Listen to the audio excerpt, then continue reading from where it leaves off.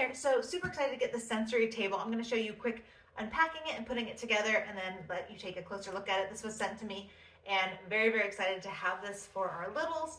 I love the idea of play with sensory, and this looked like the perfect set to have. So let's open it up and I'll show you everything inside.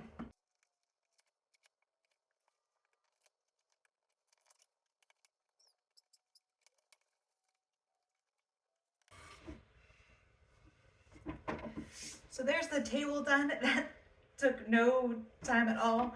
It feels, I mean, for a kid's item especially, nice and sturdy. The wood looks really nice. You have these which have both sides on them, and then these collapsible buckets too, so they can be collapsed so they're more flat, and then once you're ready to add sand or water, you can just press down on them and add it in, and then they become the buckets. So that is super, super simple. For these, you can see you can just take those off easily, use one side for the buckets, the other side for drawing or whiteboard, or take them both out and have the collapsible buckets. These are easy to take out to fill or clean, and then you just pop them right back in there.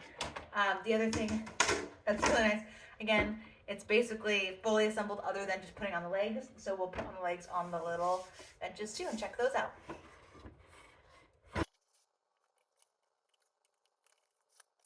Okay, so again, really simple to put together. You're just screwing in these legs into the seat base, so you can see there, and just make sure you get them nice and tight. And another thing that's really nice about this set in particular is it also comes with these stickies for the bottom. So if you're not working on carpet, if you're working on hardwood or tile, or anyways, just for non-slip, you can put those on.